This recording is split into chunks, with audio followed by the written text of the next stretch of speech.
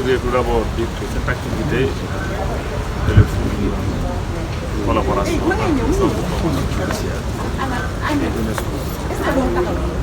Je dirais même que c'est un partenariat stratégique dans la mesure où, en tant que structure de formation et de recherche, notre établissement entend mettre le focus sur des problématiques nouvelles qui sont surtout d'impacter durablement l'administration de la justice. Et c'est précisément le cas du numérique en général et de l'intelligence artificielle en particulier. Bon, il se trouve que l'UNESCO a eu le mérite d'élaborer des modules de formation sur l'IA dédiés à la judiciaire. Et nous avons donc jugé opportun d'organiser cette activité dans le cadre d'un partenariat pour réfléchir sur les opportunités que nous offre l'intelligence artificielle dans le domaine judiciaire, mais aussi réfléchir sur la possibilité d'introduire ces modules dans le programme de aussi.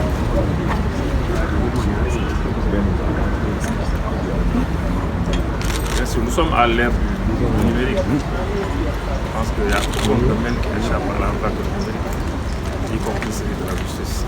Aujourd'hui, dans beaucoup de pays, l'intelligence artificielle est en train d'être utilisée pour diverses tâches. C'est la raison pour laquelle nous pensons que c'est une idée qui est à ce moment de réfléchir sur les opportunités, comme je l'ai dit, que nous offre l'IA. Bien entendu, comme toute autre formation technologique, il peut y avoir des opportunités, mais il peut y avoir vraiment des dangers. Mais l'objectif de cette rencontre, c'est vraiment de réfléchir à la fois sur les opportunités et sur les risques, et de voir dans quelle mesure l'introduction de l'IA dans nos systèmes éducatifs contribue à renforcer à la fois l'administration de la justice en général et le fonctionnement des juridictions. Est-ce que vous pensez que c'est facile pendant qu'on est en train de Mais là, est-ce que vous pensez que c'est facile de mettre en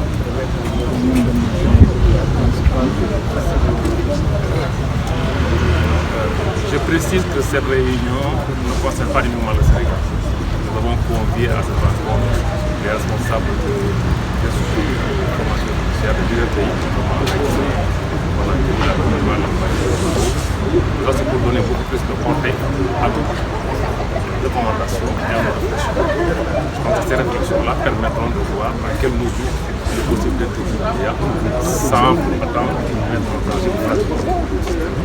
Alors, le thème aborde l'état de droit. Est-ce qu'à ce titre, les questions juridiques et éthiques sont prises en compte, en tout cas pour mieux gérer de manière responsable cette IA?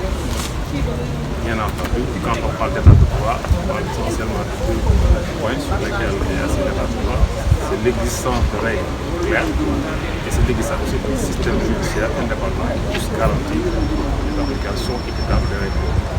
Et l'intelligence artificielle a ceci de particulier qu'elle impacte ces deux aspects. Je pense que les réflexions et les débats qui vont avoir permettront de pouvoir plus clair et surtout de prendre les mesures et les précautions nécessaires pour que certaines conditions de l'IA soient pour nous bénéfice et non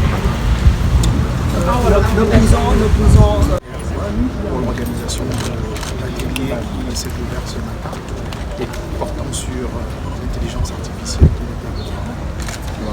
Comme l'a dit le directeur du centre de formation judiciaire, c'est un atelier qui bénéficie à plusieurs pays d'Afrique du bassin du Sahel et qui, pour l'UNESCO,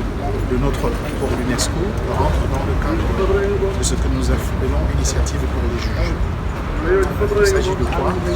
Vous savez, en 2021, l'UNESCO a adopté la recommandation sur l'outil de l'intelligence artificielle parce que au regard de son développement et de son expansion, il est apparu clairement que l'intelligence artificielle a beaucoup de potentiel et que présente beaucoup d'opportunités dans tous les secteurs, pas uniquement celui du judiciaire, et qu'il conviendrait de ne pas seulement se focaliser sur ces opportunités, mais aussi prêter attention sur les risques éventuels que l'intelligence artificielle peut. Et de ce fait, plusieurs études ont montré que le système d'intelligence artificielle qui était déjà déployé dans divers endroits à travers le monde pouvait impacter divers droits humains. Et donc, c'est sous cet angle-là que l'UNESCO s'est engagé dans le cadre non seulement de la promotion de la recommandation sur les techniques de l'intelligence artificielle, mais aussi de son action pour promouvoir l'état de droit les différents pays et ceux de ces États membres. Donc, il s'est engagé à renforcer les capacités des acteurs judiciaires à pouvoir non seulement s'approprier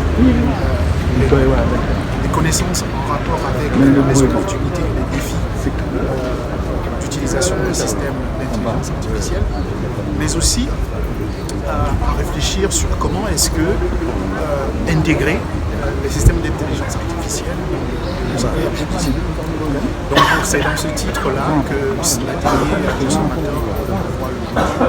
Et nous espérons, à travers nos ateliers, engager la discussion avec les différents centres de formation judiciaire, parce qu'on voudrait que les futurs acteurs judiciaires puissent être déjà dotés de ces compétences en matière de compréhension des enjeux et des défis de l'intelligence artificielle. Et cela n'est possible que si les centres de formation judiciaire intègrent ces modules dans leur cursus de formation. Et donc c'est des plaidoyers que nous essayons de conduire auprès des centres de formation judiciaire pour qu'ils puissent explorer l'opportunité et la possibilité d'intégrer des modules sur l'intelligence artificielle.